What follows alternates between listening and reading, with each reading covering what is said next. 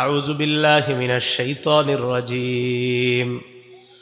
ওয়া ইন্নাহু লাতানজিলু রাব্বিল আলামিন নাযালা বিহির রূহুল আমিন। এই কোরআন আল্লাহর পক্ষ থেকে, বিশ্ব জগতের রবের পক্ষ থেকে অবতীর্ণ। কোরআন জিবরিল আমিন দুনিয়াতে নিয়ে এসেছেন। আলা কলবিকা, আপনার সিনার মধ্যে কোরআন জিবরিল আমিন রেখে দিয়েছেন। লিতাকুনা মিনাল মুনজিরিন, কোরআনের মাধ্যমে যেন আপনি অন্যকে ভয় দেখাইতে পারেন। বিলিসানিন আরবিয়্যিম মুবিন, আল্লাহ বলেন কোরআনের ভাষা হলো আরবি ভাষা, স্পষ্ট আরবি ভাষায় কোরআন নাজিল করলাম। সূরা বাকারার ৯৭ নম্বর আয়াতে আল্লাহ বলেন ফাইন্নাহু নাযালাহু আলা কলবিকা বিইذনিল্লাহ। জিবরিল আমিন আল্লাহর হুকুমে কোরআন আপনার সিনার মধ্যে রেখে দেয়, নবীজির সিনায়। ভাষাটা আরবি ভাষা। সূরা যুখরুফের ৩ নম্বর আয়াতে আল্লাহ বলেন ইন্না জাআলনাহু কুরআনান আরাবিয়্যা, আমি এই কোরআন নাজিল করলাম আরবি ভাষায়। তাহলে ১ নাম্বার আল্লাহ নাজিল করছে, ২ নাম্বার জিবরিল আমিন নিয়ে এসেছে, ৩ নাম্বার নবীজির সিনায়, ৪ নাম্বার আরবি ভাষায়।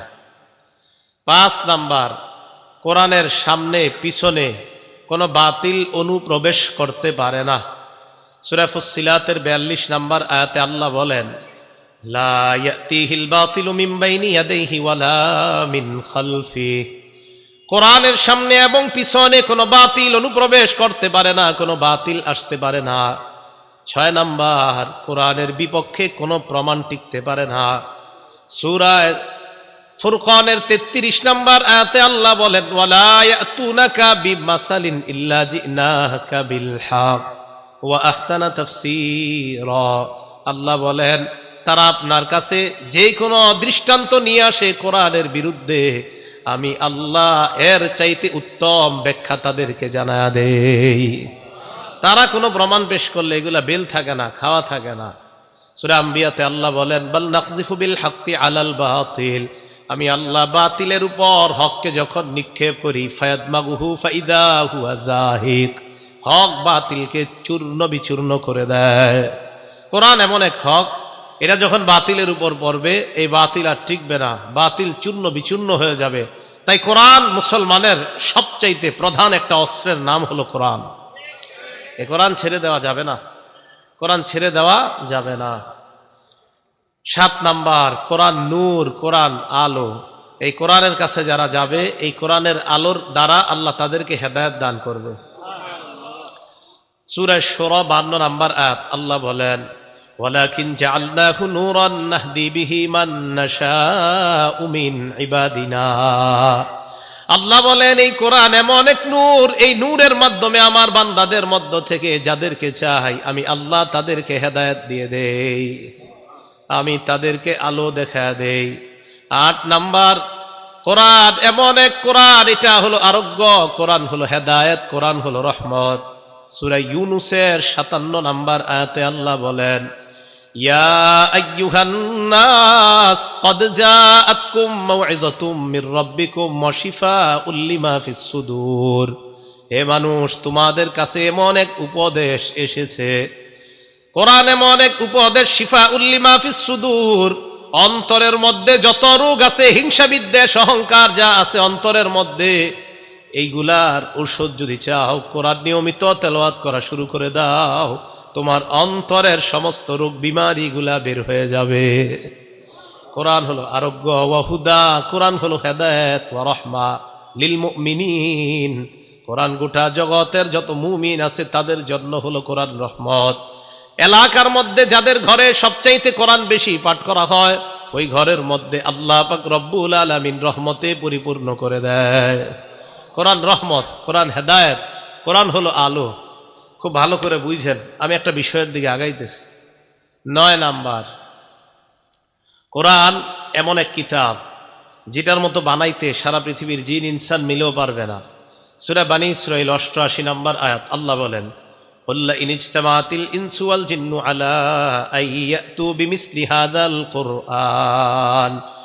নবী আপনি বলেন যদি জিন ইনসান সবাই মিলে এই কোরআনের মতো বানাইতে চায়, লা ইয়াতুনা বিমিসলিহি, আমি আল্লাহ অগ্রিম জানায়া দিলাম এই কোরআনের মতো সবাই মিলেও বানাইতে পারবে না।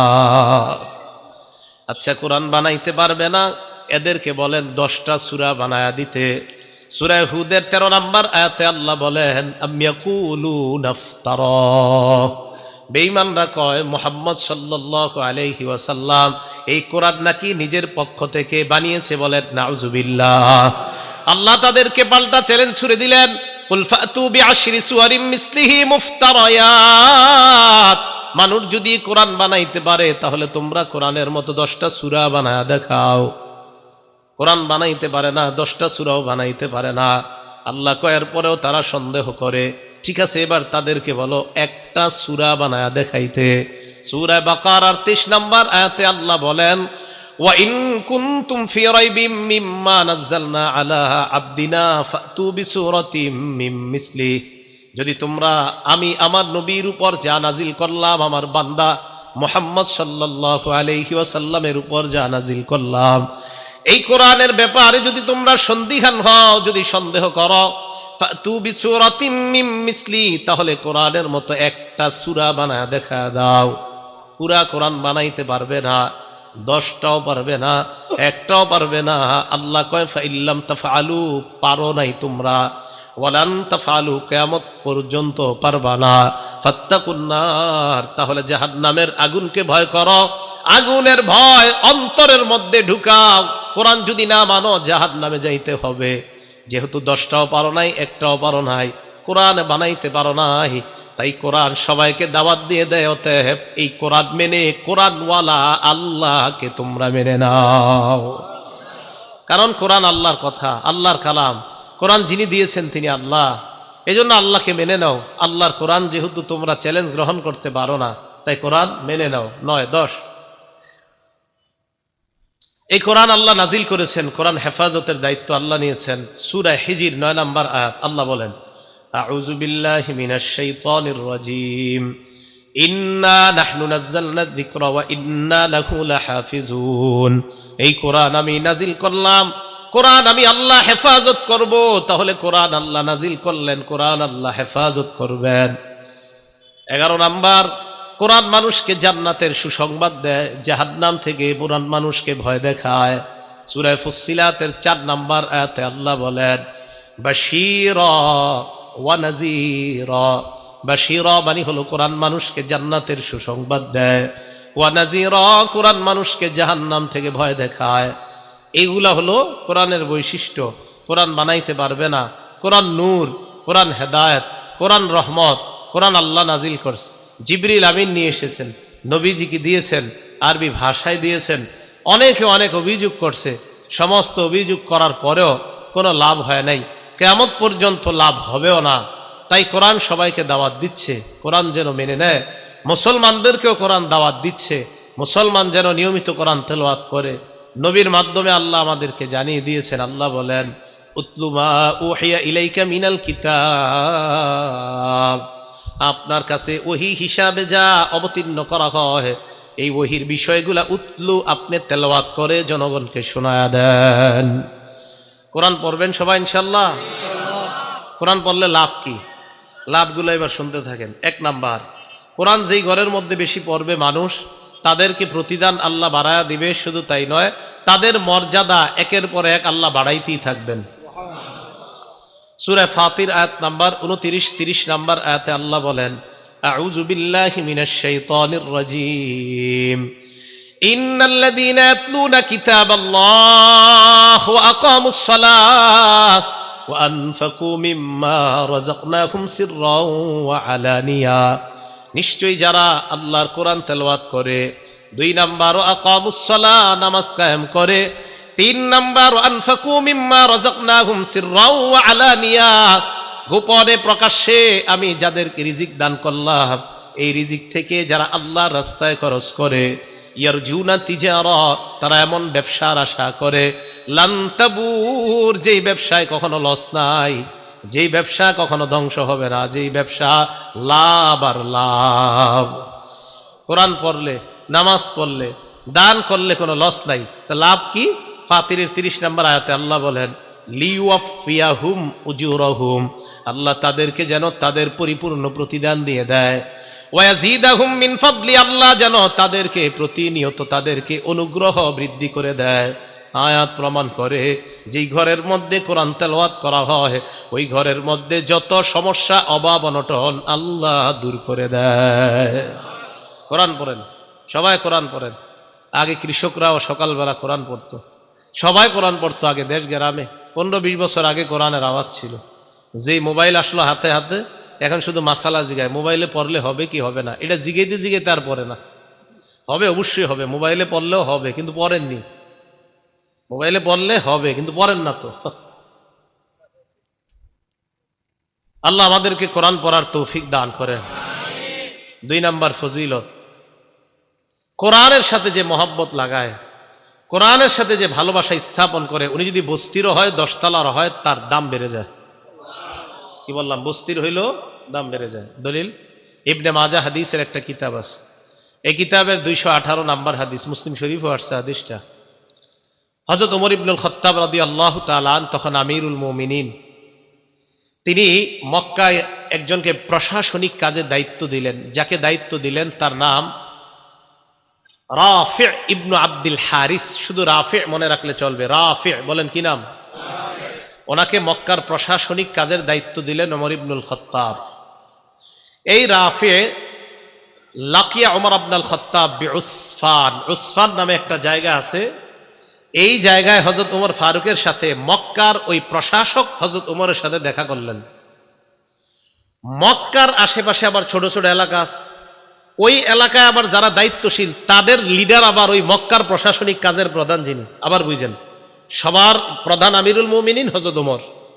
হযরত ওমর রাদিয়াল্লাহু তাআলা আনহুর অধীনে মক্কার প্রশাসক তখন রাফি। এই রাফি রহমতুল্লাহর অধীনে আবার মক্কার আশেপাশের যে গ্রামগুলা, তো এই গ্রামেরও আবার বিভিন্ন প্রশাসক আছে ছোট ছোট, এগুলার অধীন কার অধীনে? মক্কার যিনি প্রধান তার অধীনে। তো উসফান নামক জায়গায় হযরত ওমরের যখন সাক্ষাৎ হয়েছে, হযরত ওমর ফারুক খবর নিলেন, কি ব্যাপার, কি অবস্থা তোমার? জি আলহামদুলিল্লাহ ভালো হুজুর। হযরত ওমর ফারুক বললেন, মানিস্তাখলাফতা আলা আহলিল ওয়াদি, মক্কার আশেপাশে গ্রাম, এই গ্রামগুলোর মধ্যে তুমি কাকে প্রশাসক বানাইছো? রাফে জবাব দিলেন, ইবনে আবজা, আমি যাকে প্রশাসক বানিয়েছি তার নাম হলো ইবনু আবজা। বলেন ইবনে আবজা। কি নাম? হযরত ওমর কয়, এটা আবার কে? মান ইবনু আবজা, ইবনে আবজা আবার কে? রাফে জবাব দেয়, রাজুলুম মিন মাওয়ালিনা, তিনি হলেন আমাদের একজন আজাদকৃত গোলাম। আজাদকৃত? হযরত ওমর ফারুক বললেন, এটা আবার কি করলা? ফাস্তাখলাফতা আলা আহলিল ওয়াদি রাজুলাম মিন মাওয়ালিকুম, একজন গোলামকে তোমরা প্রশাসক বানায়া দিলা, একজন গোলামকে তুমি এত বড় দায়িত্ব দিয়ে দিলা। রাফে রহমতুল্লাহ জবাব দেয়, আমিরুল মুমিনিন তিনি যদিও গোলাম, তার মধ্যে আলাদা 3টা গুণ আছে। কয়টা? 1 নাম্বার, ইন্নাহু লাকারিউল লিকিতাবিল্লাহ, তিনি আল্লাহর কোরআনের অভিজ্ঞ ব্যক্তি। 2 নাম্বার, আলিমুন বিল ফারাইজ, ইলমুল ফারাইজের ব্যাপারে তার অনেক দক্ষতা। 3 নাম্বার, কাযিন, উনি বিচার সুন্দর করতে পারে। আমিরুল মুমিনিন, এই 3 গুণ থাকার কারণে আমি তাকে গ্রাম্য প্রশাসনিক কাজের দায়িত্বে নিয়োজিত করে দিলাম। ওমর ফারুক বলেন, আসল কথা হলো, আমা ইন্না নবিয়াকুম সাল্লাল্লাহু আলাইহি ওয়াসাল্লাম ক্বাল, নবীজি বলেছেন, ইন্নাল্লাহা ইয়ারফাউ বিহাদাল কিতাবি আকওয়ামা, কোরআন এমন এক কিতাব, এই কিতাবের সাথে যার সম্পর্ক তৈরি হয়ে যায়, গোলামও যদি কোরআনের সাথে সম্পর্ক তৈরি করে নেয়, ইয়ারফাউ বিহাদাল কিতাবি আকওয়ামা, আল্লাহ কোরআনের কারণে ওই মানুষগুলার মর্যাদা বাড়ায়া দেয়। গোলাম কোরআনের সাথে সম্পর্ক রাখছে, মর্যাদা বেড়ে গেছে। আমাদের দেশে যে ছেলেগুলো আন্তর্জাতিকভাবে নাম করতেছে, বেশিরভাগের ইতিহাস তালাশ করেন, এদের মা বাবা তো বড় লোক না, ধনী না। এই যে কয়দিন আগে যে তাকরিম ছেলেটা, ওদের বাড়ি হলো সিরাজগঞ্জ, ছিল চরে বাড়িঘর সব নিয়ে নিস আপনার ওই যে নদীর পানিতে, এরপরে নাগরপুরা এসে বাড়ি করছে টাঙ্গাইল। এই বাড়ি দেখবেন একদম কি অবস্থা বাড়ির। তো এই ছেলে কোরআনের সাথে তার সম্পর্ক লাগার কারণে সারা দুনিয়া, ও অথচ টিনের ঘরে থাকে কিন্তু ওর নাম পুরা দুনিয়া জানে। কোরআন, তাহলে কোরআন সম্মান বাড়ায় না? কোরআন সম্মান। অনেক 20 তালার মালিকরা আপনারা চিনেন না কেউ, এরকম আছে যে 10টা বাড়ির মালিক কেউ নাম জানেন না, কিন্তু এই যে টিনের ঘরের ছেলেটার নাম পুরা দুনিয়া জানে। কোরআন, কোরআনের সাথে যার সম্পর্ক লাগবে তার মর্যাদা বেড়ে যাবে। ইন্নাল্লাহা ইয়ারফাউ বিহাদাল কিতাবি আকওয়ামা, নিশ্চয় আল্লাহ পাক রব্বুল আলামিন এই কোরআনের মাধ্যমে, এই কিতাবের মাধ্যমে একদল মানুষকে মর্যাদা বাড়ায় দেয়, সম্মানিত করে দেয়। ওয়ায়াদউ বিহি আখারিন, আর একদলকে আল্লাহ লাঞ্ছিত করে দেয়। আপনারাও দেখেন আপনাদের এলাকার এই যে ফরিদপুরের হযরত মাওলানা শেখুল হাদিস আব্দুল গাফফার সাহেবকে কে না চিনে বলেন, অথচ আপনাদের এই ফরিদপুরের অনেক ধনী মানুষকে আপনারা কেউ চিনেন না। তো বলতেছিলাম কোরআনের সাথে যাদের সম্পর্ক লাগবে তাদের মর্যাদা বেড়ে যাবে, এগুলো 2 নাম্বার কথা। আবার কোরআনের সাথে সম্পর্ক রাখা যদি বেয়াদবি করে তাদেরকে আল্লাহ লাঞ্ছিত করে। ওয়ায়াদউ বিহি আখারিন, অপর দলকে আল্লাহ লাঞ্ছিত করে। আল্লাহ কোরআনের সাথে মহব্বত রেখে কোরআন অনুযায়ী চলার তৌফিক দান করেন। 3 নাম্বার, কোরআনের একটা অক্ষর যদি কেউ পড়ে তার আমলনামায় 10টা সওয়াব লেখা হয়ে যায়। তিরমিজি শরীফের 2910 নম্বর হাদিসের বর্ণনা, ক্বালা রাসূলুল্লাহ সাল্লাল্লাহু আলাইহি ওয়াসাল্লাম, আল্লাহ নবী বলেন, মান ক্বারা হারফাম মিন কিতাবিল্লাহ ফালাহু বিহি হাসানা ওয়াল হাসানাতু বিআশরি আমসালিহা। নবীজি বলেন কোরআনের একটা অক্ষর যদি কেউ পড়ে তার আমলনামার সাথে সাথে 10টা সওয়াব লিপিবদ্ধ হয়ে যায়। পড়েন আমার সাথে, আলিফ লাম মিম। সবাই পড়ছেন না? আল্লাহ নবী বলেন, লা আকুলু আলিফ লাম মিম হারফুন, আলিফ লাম মিম পুরাটা একটা অক্ষর এটা আমি বলি না। ওয়ালাকিন আলিফুন হারফুন, আলিফ একটা অক্ষর, লামুন হারফুন, লাম একটা অক্ষর, মিমুন হারফুন, মিম আর একটা অক্ষর। এই আলিফ লাম মিম তোমরা পড়লা, আল্লাহ নবী বলেন তোমাদের আমলনামায় 30টা সওয়াব লিপিবদ্ধ হয়ে গিয়েছে। 4 নাম্বার, কোরআন যে পড়ায় আর যে পড়ে তাদেরকে নবী দুনিয়ার সর্বোত্তম ব্যক্তি বলছে। কোরআন যে পড়ে আর যে পড়ায় তাদেরকে দুনিয়ার সর্বোত্তম ব্যক্তি বলছে। এই তিরমিজি শরীফের আগের হাদিসটা 2909 নম্বর হাদিস, ক্বালা রাসূলুল্লাহ সাল্লাল্লাহু আলাইহি ওয়াসাল্লাম, খায়রুকুম মান তাআল্লামাল কুরআনা ওয়া আল্লামা, তোমাদের মধ্যে সর্বোত্তম ওই ব্যক্তি যে কোরআন শিখে এবং অন্যকে শিখায়। এলাকার ছোট্ট ছোট্ট মুক্তবের মধ্যে উস্তাদরা ছাত্রদেরকে পড়ায়, বলো আলিফ, ছাত্র পড়ে আলিফ, বলো বা, ছাত্র পড়ে বা, বলো 2 নুক্তাওয়ালা কফ, ছাত্র পড়ে 2 নুক্তাওয়ালা কফ। এই যে উস্তাদ পড়ে আর ছাত্র পড়ে, উস্তাদ পড়ায় আর ছাত্র পড়ে, আল্লাহ নবীর ভাষায় নবী বলেন আমি তোমাদেরকে দুনিয়ার সর্বোত্তম ব্যক্তি বলে ঘোষণা করলাম। আপনি মানেন আর না মানেন, রসুলের কথা এটা মানতেই হবে। না মানলে আপনার লস, মানলে আপনার লাভ। তাহলে যারা পড়ছে মাদ্রাসায়, যারা পড়াচ্ছে তারা দুনিয়ার সর্বোত্তম ব্যক্তি। 5 নাম্বার, যে ব্যক্তি কোরআন পড়ে তার দৃষ্টান্ত সুস্বাদু ঘ্রাণযুক্ত কমলা লেবুর মতো। কমলা লেবু যদিও আসলে কমলা লেবু না, এটা আরবে পাওয়া যায় ফলটা, উত্রুজ্জার মতো আসছে হাদিসে। উত্রুজ্জাটা অনেকটা মালটার মতো, তবে মালটা না, এটা আরবে পাওয়া যায়। সহিহ বুখারী হাদিস নাম্বার 5427 নম্বর হাদিস, ক্বালা রাসূলুল্লাহ সাল্লাল্লাহু আলাইহি ওয়াসাল্লাম, আল্লাহ নবী বলেন মাসালুল মুমিনিল্লাযী ইয়াকরাউল কুরআন কামাসালিল উতরুজ্জা, যেই মুসলমান, যেই মুমিন কোরআন পড়ে তার দৃষ্টান্ত হলো মালটার মতো বা কমলা লেবুর মতো। রিহুহা তাইয়িবুন ওয়া তা'মুহা তাইয়িবুন, যার ঘ্রাণও বড় চমৎকার, যার স্বাদও বড় চমৎকার।